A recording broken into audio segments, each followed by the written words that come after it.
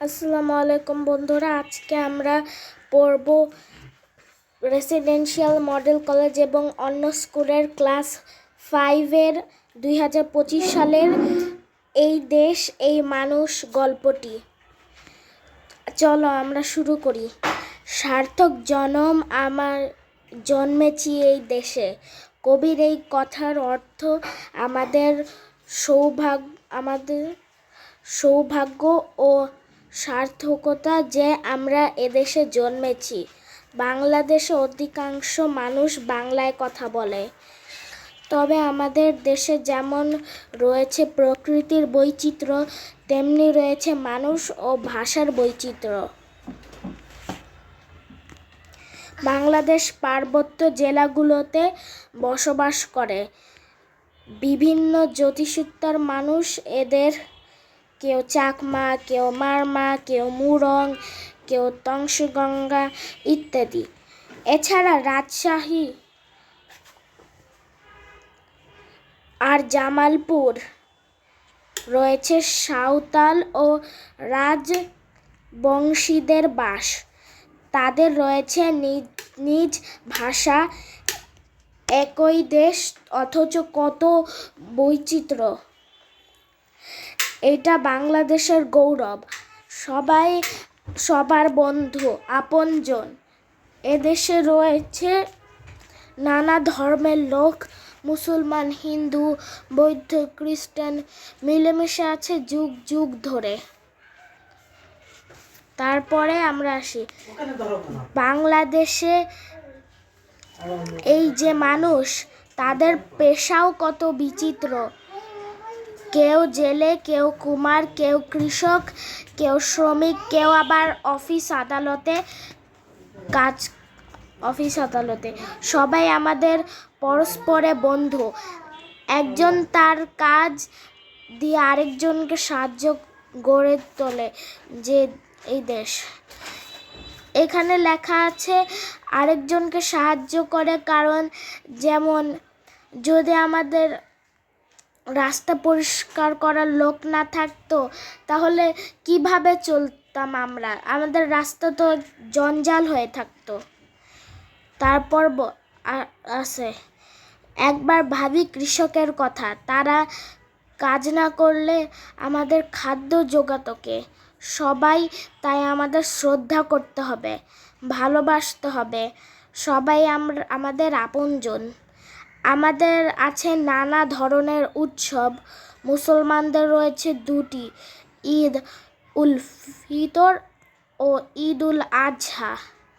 হিন্দুদের দুর্গা পূজা, আছে নানা উৎসব আর পার্বণ। বৌদ্ধদের আছে বুদ্ধ পূর্ণিমা এবং প্রবারণা পূর্ণিমা। খ্রিস্টানদের আছে ইস্টার সানডে আর বড়দিন।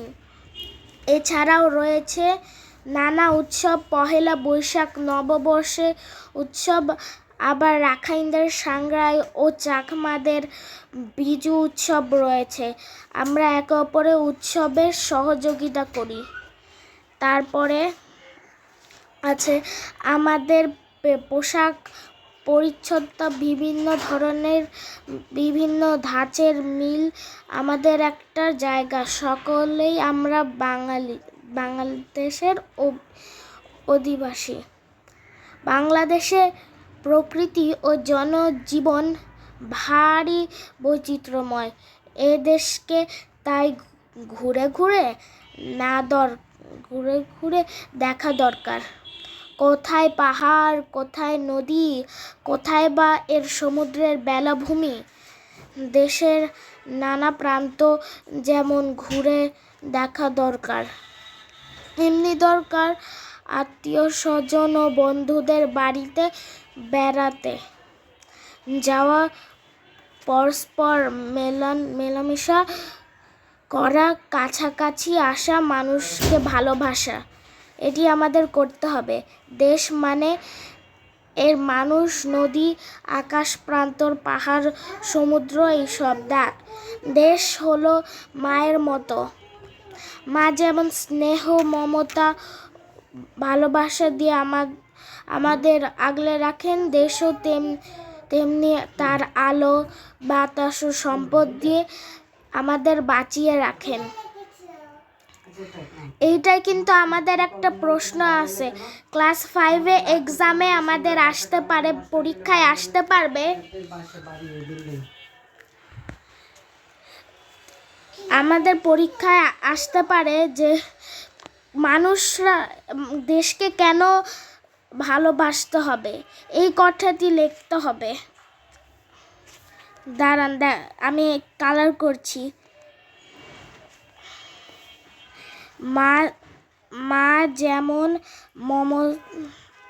যেমন মমতা ভালোবাসা দিয়ে আমাদের আগলে রাখেন, দেশও তেমনি তার বাতাস সম্পদ দিয়ে আমাদের বাঁচিয়ে রাখেন।